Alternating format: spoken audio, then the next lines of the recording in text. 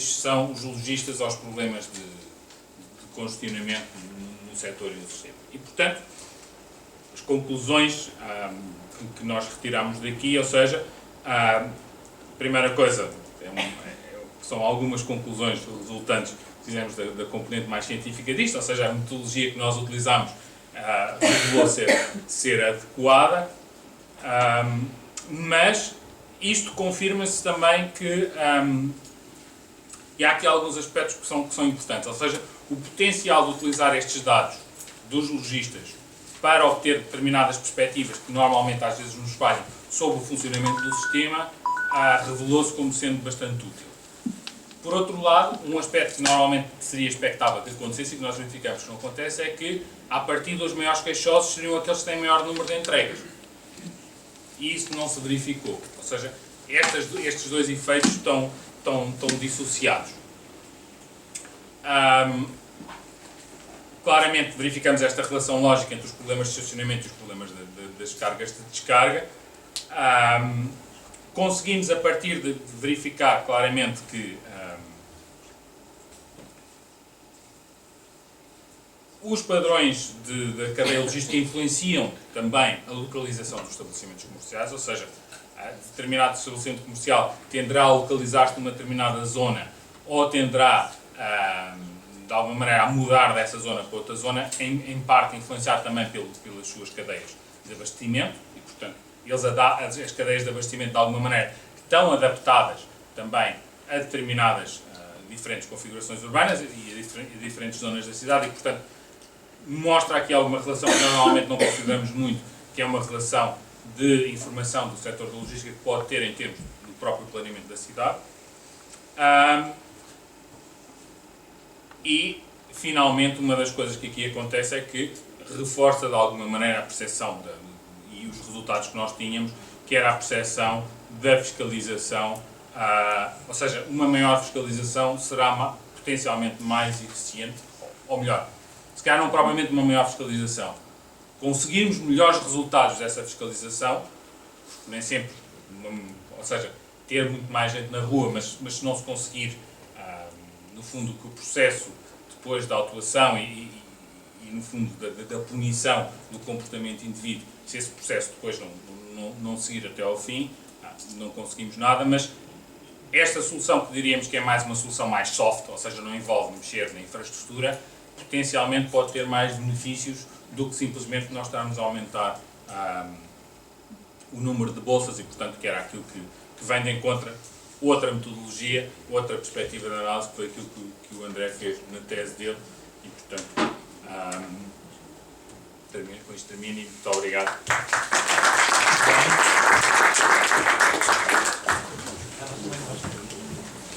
Entrávamos já no período de debate, não é? Em troca de impressões, portanto, não sei se há inscritos, comentários, se não houver, para quebrarmos, já temos aqui 1, 2, 3. Como temos, não temos muito tempo, eu pedia que fossem concisos e que fizessem. É melhor recolher 3. Ok, perguntas para depois serem direcionados. Olá, boa tarde, Alexandre Fernandes, da UFR. Muito obrigado. Parabéns pelos trabalhos. Acho que estão um excelente contributo também aqui para a mobilidade da cidade. A minha pergunta tem a ver com algumas práticas que me dizem alguma coisa, porque vivi alguns anos fora em algumas dessas cidades e que acabam por ter muitas vezes eu diria uma aplicação prática muito recorrente. Estava-me a referir a Barcelona. Barcelona, com aquela questão do Eixample, tem ali uma série de práticas que eu perguntava se são possíveis de integrar neste projeto ou se de alguma forma este projeto ou este trabalho considerou também essas práticas. Estou-me a referir a todo aquele trabalho que o Eixample faz em Barcelona, que basicamente aproveita aquela funcionalidade que eles criaram com o projeto arquitetónico da cidade, aquele hexágono, não é? Cada quarteirão na realidade não é um quadrilátero, é um hexágono, e na realidade isso facilita muito toda esta lógica. Não sei se este tipo de projetos são aplicáveis a uma cidade como Lisboa, que tem obviamente uma série de constrangimentos, mas que quem conhece Barcelona também os tem, não é? E que também não é fácil de resolver. Depois é saber até que ponto é que estes trabalhos estão já disponibilizados na internet, por forma a que se criem dinâmicas, muitas vezes até empresariais, para poderem pôr em prática alguma desta, eu diria, boa informação que aqui está. Muito obrigado.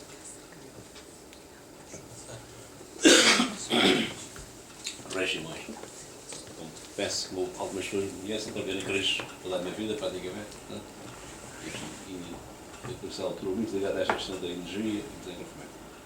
Mas queria aqui dizer uma coisa. Eu li há pouco tempo uma revista brasileira da Associação de Transportadores de Mercadorias, foram fazer uma visita a Nova Iorque, e a revista é praticamente sobre o relato das várias cidades.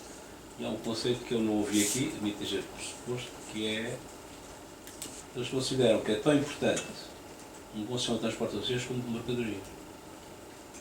Porque as pessoas precisam tanto de trabalhar como de se abastecer. Esse é um conceito fundamental. Depois há aqui uma outra questão que também foi aí falada. Eu devo dizer que, por exemplo, na Carris, os autocarros à noite têm uma velocidade média de 21 km por hora, que é a mesma que tem durante o dia num corredor Boas. Mas a Carris, em média, tem 14. Portanto, há aqui um efeito que é importante. Espero que agora, enfim, com a reversão da sua contratação e com a eventual maior influência da Câmara, que eu já tenho há muitos anos, mas agora na Carris, em particular, o aumento da quantidade de corredores, possa dar aqui um contributo. E por isso, o seguinte, é que isso é uma experiência que fizemos. Em 84 lancei um projeto para a de combustível na Carris, já tem muitos anos. Logística urbana. Como? Focar na logística urbana. Certo, também, mas só para dizer o seguinte, é que o consumo relaciona-se com a velocidade média no curva U. Tem alguns um mínimo. Portanto, em cidade, por exemplo, no caso da Carris, por cada quilómetro por hora a mais, poupava-se 1000 litros aos 100 km. Portanto, esse é um aspecto que é importante nessas. Não sei até que ponto foi aí considerado. Portanto, basicamente é isto que eu queria dizer. Portanto, não sei se. Não, enfim, não foram ao detalhe para se perceber se isso está considerado, mas penso que são aspectos importantes nesses vários estudos. Obrigado. Desculpa, qual é que era a poupança por quilómetro mais velocidade? 1 km litro. Okay. Aumentava 1 km. Meio litro. Meio litro. Aos 100 km. E tínhamos mais para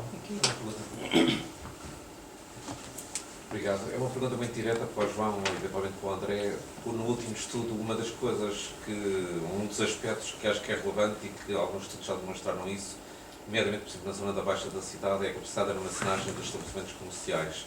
Isso tem um efeito direto no número de entregas que são feitas por dia e, portanto, só perguntar se essa variável foi considerada, porque se a capacidade de armazenagem, digamos assim, é baixa, isso é um dos fatores que implica, como é lógico, um maior número de entregas diárias. Obrigado.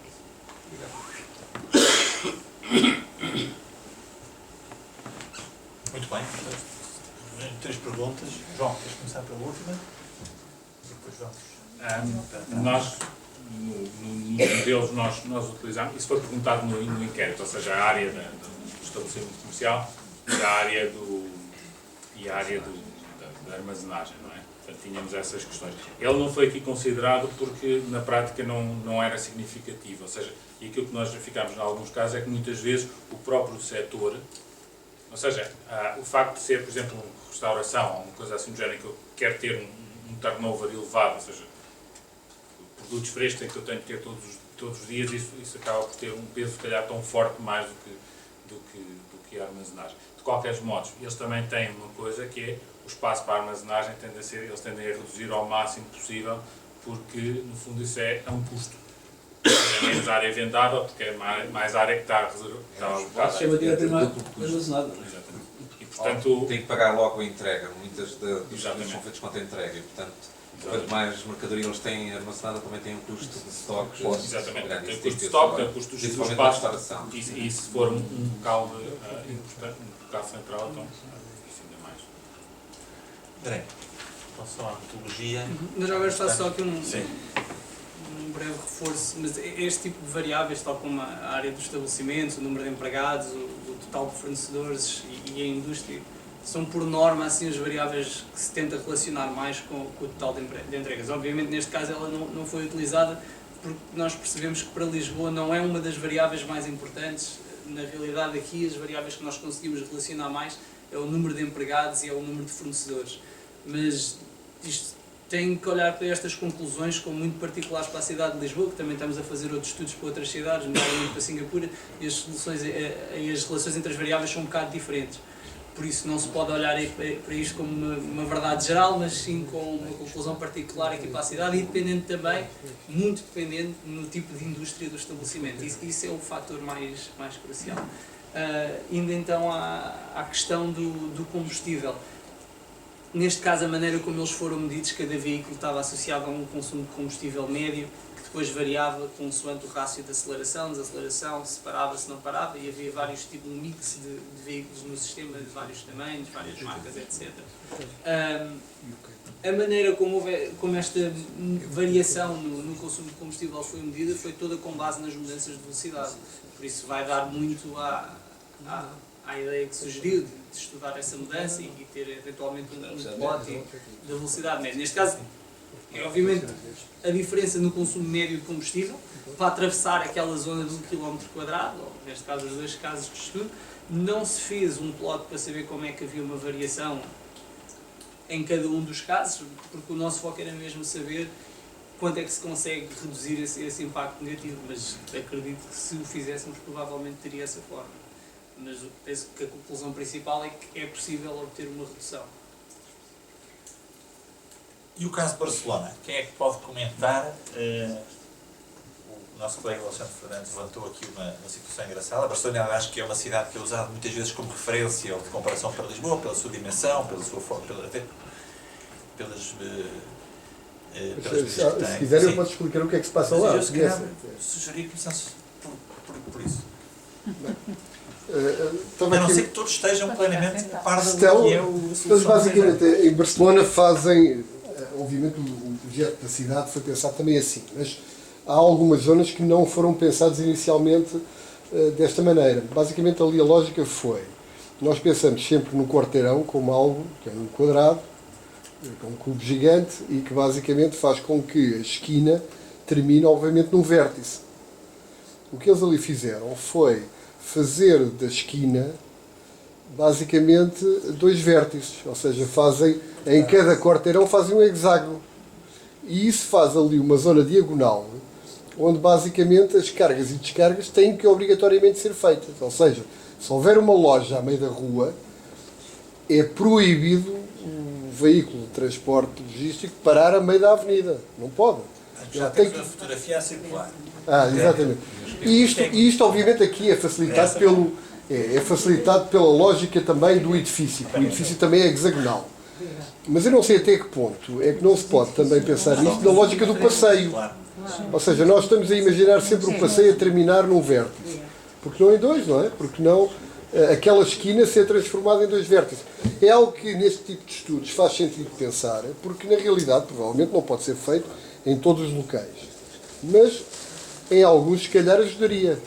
É uma lógica interessante. Outra lógica também é esta questão de disponibilizar rapidamente esta informação para que as empresas também possam ajudar. Nomeadamente, ontem estava, não sei se viram ontem o programa do Shark Tank, aquele programa dos projetos, e apareceu um projeto lá, que por acaso recebeu bastante dinheiro, que foi um projeto que agora resolve o problema das entregas de mercadoria ao domicílio. Ou seja, um americano criou uma empresa que o único trabalho que faz é ser o last mile delivery. Ou seja, o que ele faz na realidade é, à hora que a pessoa quiser, entregar aquilo que está no Amazon. Ele fez o contrato com a Amazon e então o que faz é fazer a entrega customizada daquilo que à partida hoje em dia são os grandes problemas e que na realidade resolvem alguma destas questões. Aqui esta logística que nós temos hoje em dia problemática, nomeadamente da Baixa, ou ainda há pouco viemos ali da zona por cima do Rua do Século, tem ali a mesma problemática. Eu imagino qual é o problema que há permanentemente para conseguir descarregar. Se calhar há dinâmicas empresariais de pequenas empresas, pequenos empreendedores que podem organizar uma pequena DHL, não é? que faz e se especializa apenas nestas áreas. Esta lógica do empreendedorismo provavelmente às vezes também aparece disponibilizando este tipo de informações. Muito obrigado. Aqui já não foi uma pergunta, foi mais um bocadinho à Só porta. para agradecer. Obrigado. Sandra, comentar estes produtos. Eu só devo dizer que quando estou numa reunião em que se discute a rede ciclável, há sempre falta de espaço para a faixa ciclável. Depois vou para uma reunião de esplanadas e espaço público e para o passeio não tem a largura necessária. Depois a seguir estou numa reunião com os engenheiros Simões e estamos a discutir que falta ali mais uma faixa base só para o autocarro. E hoje estamos aqui a discutir onde é que está o espaço para as cargas e descargas e eu não sei se eles não têm que ser de coexistência. Isso é uma coisa que eu lanço para cima da mesa, que já vi em várias cidades, nomeadamente em Espanha, que é a faixa da direita de uma avenida tipo Almirante Reis, num certo período do dia, é de cargas e descargas. Já lá estão. Se calhar é mais fácil pôr lá uma placa a zero autorizada das 8 às 10 da manhã do que dizer fora daqui, eu não sei. Eu estou a levantar para cima da mesa porque a ideia de Barcelona é muito engraçada, porque eles conseguiram arranjar um conjunto de docas e que são muito respeitadas. Comentários. Depois terem aqui outra algumas questões. Aqui, peraí, não sei se são mais questões, mas temos aqui o José Limão. Eu tenho. Muito bem, mas vamos agora. E Oscar Rodrigues. Bem-vindo. Carlos Ferreira. Espera aí, vou se calhar recolher mais 3 perguntas. Assim quanto se quiseres perguntar.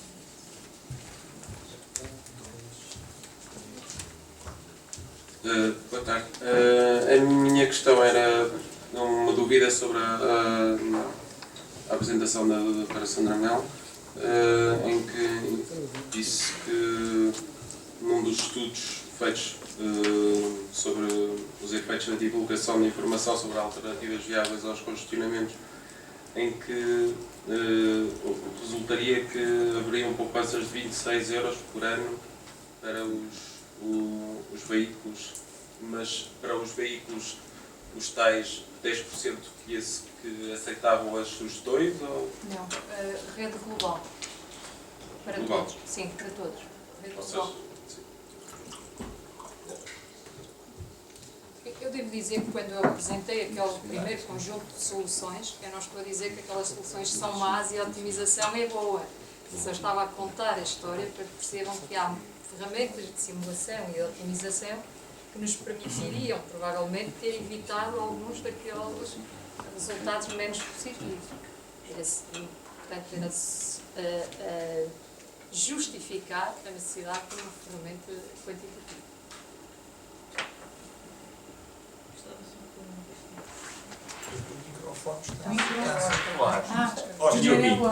Boa noite a todos. Boa noite. Vou ultrapassar aqui o Zé Limão, porque o Zé Limão já tem aqui o microfone na mão. Parabéns ao André uma vez mais. Nós acompanhámos e participámos numa fase inicial deste projeto e quero dar os parabéns por ter concluído com brilhantismo esta tese. E deixar só aqui duas notas. Uma delas é uma questão que eu também já cheguei a meio, não tenho a certeza se foi apresentado antes de ter chegado. E a segunda é apenas deixar algo no ar para pensarmos um bocadinho. A primeira tem a ver com os tempos. Os tempos utilizados para as operações de cargas e descargas. Se os tempos foram analisados no abrigo do projeto, se a duração média por operação coincide com aquilo que são os padrões que está estudado, e depois uma outra pergunta em cima dessa, que é, então e a soma de todos esses tempos? Qual é que é a caracterização da utilização ou da ocupação destes lugares, dessas bolsas de cargas e descargas ao longo do dia? Porque se não for homogénea, então aí já começa a concordar com o Tiago, que se calhar há períodos do dia em que os locais de cargas e descargas, as bolsas, podem tomar outro tipo de comportamento, podem ter outro tipo de utilidade, algo partilhado ou misto. E depois deixar aqui no ar uma outra questão que nós também, quando do projeto da implementação do projeto Estreito de Sol, também nos deparámos. Aliás, deparámos na altura e estamos a deparar agora, que é qual é o período de vida útil dessa otimização da localização das bolsas de cargas e descargas. Porque a cidade tem dinâmicas próprias. A cidade muda. Nós, se nos recordarmos aquilo que era o Caixo Estreito, que há uns anos atrás, era uma zona que não tinha movimentação, não tinha procura de estacionamento, era uma zona degradada. E, por contraponto, olhamos para aquilo que era a Guerra Junqueira, que era uma rua de excelência comercial. Aliás, foi lá que nós fizemos um piloto há uns anos, e que hoje em dia, fruto de toda a crise económica e a recessão, mais metade daquelas lojas estão encerradas, portanto deixou de haver o mesmo tipo de procura. Portanto, isso é um alerta para que nestes modelos essas dinâmicas também sejam percepcionadas e cuidadas. Obrigado. Posso responder rapidamente? Então, começando pelo início, de facto os dados que foram utilizados na minha tese foram aqueles que recolhemos no Strait Sol. Os dados estão, em termos de duração de estacionamento, estão muito alinhados com o que também foi observado internacionalmente. Normalmente é uma curva decrescente, as durações pequenas são muito mais frequentes. No que toca à ocupação, estou totalmente de acordo com a afirmação, é uma coisa que o professor João também temos andado muito interessados, porque na realidade a ocupação é muito maior durante o período da manhã. Há poucas indústrias, neste caso poucas categorias industriais que utilizam, poucos estabelecimentos que utilizam as baías ou as bolsas de cargas e descargas durante o período da tarde. Era muito interessante desenvolver também alguma investigação no que diz respeito a ter bolsas multiuso. Por exemplo, de manhã é uma bolsa de cargas e descargas, à tarde é estacionamento normal. Isso é uma coisa que até estamos interessados em estudar mais a fundo. E depois pensei, era só mais uma, que era a tal da dinâmica do sistema.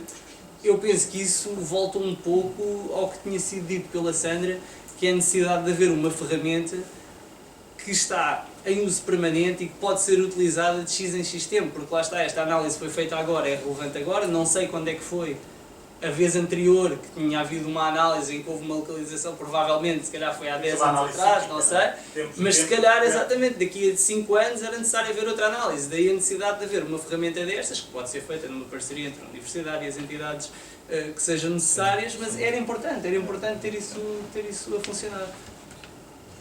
José Limão. Então, muito boa tarde a todos, o meu nome é José Limão, tenho aqui algumas notas, acho que são perguntas ou notas, enfim.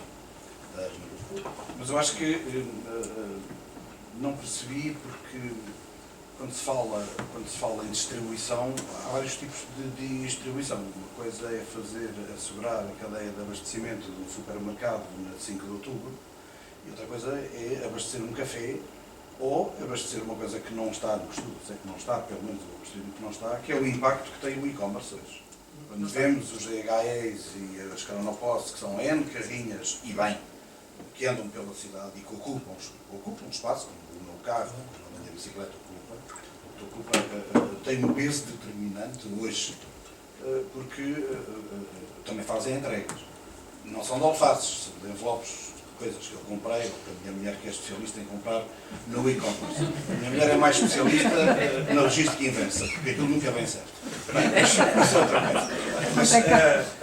Mas isto para dizer que, a somar a este quadro, existe tudo o que é o e-commerce, que está a crescer a 23% desde há 3, 4 anos em Portugal, ainda assim abaixo da média europeia. E, portanto, a tendência é para crescer, e que vai adicionar variáveis novas a esta questão das bolsas, seja ou das cargas e descargas, seja através de bolsas, seja através de corredores temporizados para isso. Portanto, é não descurar, mas dou muitos parabéns ao estudo, dou parabéns pela iniciativa, parabéns ao André, porque acho que merece e vai ter enormes desafios por outras terras, mas acho que era de considerar isso. Tinha uma dúvida, porque quando aí foi apontado, ou eu entendi mal, que é o mais certo, quando se falou que a localização, ou a facilidade de carga e descarga pode condicionar a localização do estabelecimento. Eu percebo que isso possa ser, e é evidente, para um supermercado, uma grande superfície, ou para uma média superfície, para o café do Zé António não será tanto, porque ali passa muita gente e ele quer vender imperiais e quer vender os termossos ou até alguns caracóis quando for tempo deles. E, portanto, isso não determina muito, a carga e descarga não determina muito, julgo eu, essa coisa. É isso? Não era bem as cargas e descargas, era mais os canais de distribuição como eles estão organizados. E aquilo que nós verificamos é mesmo, quer dizer, é óbvio que eu tenho, em qualquer sítio da cidade, eu vou ter, por exemplo, se calhar, cafés e restaurantes, essa coisa toda, mas notamos que existe em determinadas zonas da cidade, em parte também por outra concentração, e portanto aquilo que o modelo de captura é essa maior concentração, é quando aquilo tem um pico relativamente a outros sítios, e não dizer, se eu não tenho uma coisa, este café em específico. Portanto, era mais nessa lógica. Deixem-me só fazer uma pergunta, porque andaram a estudar isto e de certeza que estas são variáveis. Com as variáveis e com os problemas que identificaram, com certeza também apareceram soluções ou ideias. Mas eu ando há 2 ou 3 anos a insistir numa coisa que se vê lá fora muito, que é os dockers, ou os lockers.